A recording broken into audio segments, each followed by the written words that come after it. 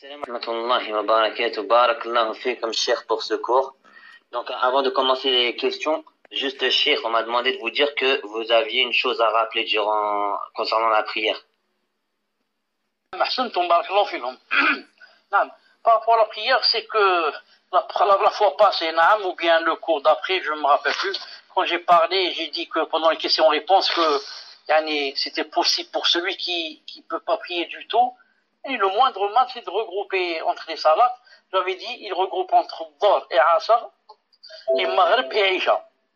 Ensuite, quelqu'un m'a dit que certains ont compris que, donc, il prie pas toute la journée, et quand il vient à la maison de la nuit, quand c'est pour rattraper, il va grouper. Donc il va prier Dhuhr et Asr, ensuite il arrête, ensuite il groupe Maghrib et Isha. Ils m'ont dit que certains ont compris comme ça. Même si on m'a dit que la plupart n'ont pas compris comme ça. La plupart n'ont compris la vraie compréhension. C'est quoi?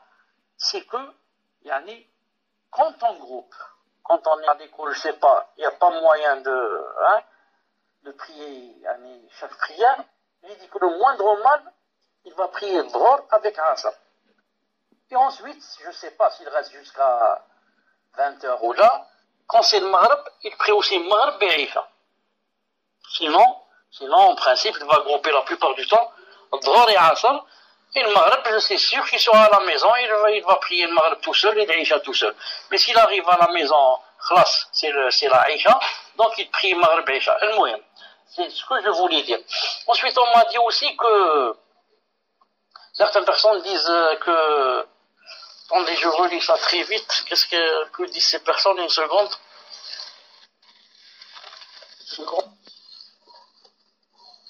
On dit aussi... Et on dit qu'on ne peut pas regrouper Dhuhr et Asr à l'heure du Asr. Car Dhuhr est sorti de son heure. Ça dit cette personne. Elle a dit on ne peut pas regrouper Dhuhr et Asr à l'heure du Asr. Car Dhuhr est sorti de son heure. Je dis à cette personne miskine, c'est vraiment ce miskine-là qui dit n'importe quoi, cette personne, et Allah Ta'ala lui ouvre la porte de la science. Parce qu'elle parle avec Dieu, et sans le vouloir, elle fait des grands péchés. Car parler sans science, ça rentre dans les grands péchés, et ça égare les gens. Alors, celui qui va écouter cette personne, il va dire il va dire je vais prendre son avis, il va se tromper. Au contraire, pourquoi c'est fait le regroupement? C'est fait pour ou bien regrouper à l'avance, ou bien regrouper à la fin. C'est-à-dire, ou bien, regardez, il faut apprendre la règle. Par exemple, c'est le moment du Dhuhr. Supposons que le Dhuhr soit à 13 heures, c'est une supposition. Le Dhuhr c'est à 13 heures. Maintenant, il est 13 heures, donc c'est Salat al-Dhuhr. Ça, je vais prier Dhuhr, et quand je termine, je prie aussi Asr. C'est ça le regroupement. J'avance de Asr. Pourquoi? Parce que si je ne prie pas maintenant le Asr, quand je vais aller chez moi, ce sera 18 heures. Ça, c'est le Maghrib. Donc, j'avance le Asr avec le Dhuhr. Mais si par contre, ce n'est pas le moment du Dhuhr, il n'est pas encore rentré le Dhuhr. Non. Et maintenant, je vais par exemple voyager. Je vais monter en avion, il est 11 heures. Le Dhuhr, c'est à 13 heures. En montant en avion, il n'est pas encore rentré le temps du Dhuhr. Non. Qu'est-ce qui va se passer? Donc, je ne peux pas prier maintenant le Dhuhr et Asr. Le Dhuhr lui-même n'est pas monté. Et quand le 18, là, c'est le temps du Asr. Qu'est-ce que je fais?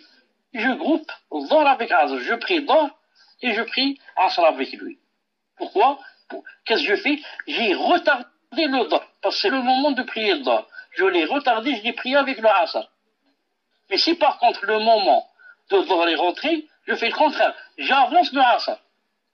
Donc, pour regrouper, des fois, je fais Dhuhr Asr et j'avance le Asr, et des fois, c'est pas le moment du Dhuhr, donc qu'est-ce que je fais? Je retarde le Dhuhr, et je le fais avec le Asr, quand c'est le moment du Asr.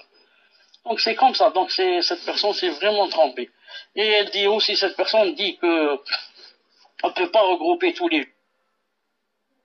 Pas Dhuhr. C'est quoi la solution si je ne regroupe pas? Donc, si d'après la personne, donc, le soir, à 20 heures, je vais prier toutes les prières. Et là, c'est très grave. Hein. Celui qui a regroupé au moins, il a regroupé yani, deux salats à l'heure, à l'heure de la première. Hein. Mais celui qui ne regroupe pas du tout, ça veut dire yani, il va prier la nuit toutes les prières. Et c'est plus grave qu'il a regroupé. Wallahu ta'ala alam. Et bien sûr, celui qui peut prier, yani, par exemple, assis, en son heure, chaque prière en son heure, c'est mieux que celui qui regroupe. C'est mieux que celui qui regroupe.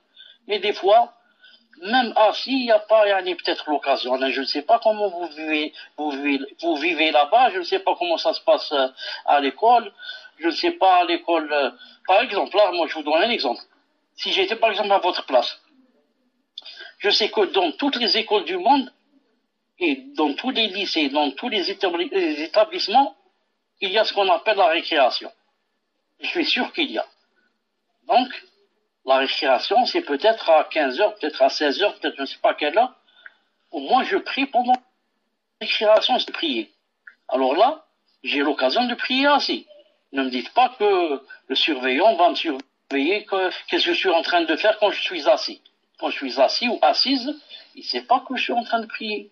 Assis dans un banc parmi des centaines d'élèves, il ne peut pas voir que je suis en train de prier assis seulement avec ma tête. Et ceux qui sont autour de moi savent. Je leur dis, yani, aidez-moi juste le temps que je prie, yani, m'assois. Je pense que c'est facile, seulement avec les hochements de la tête.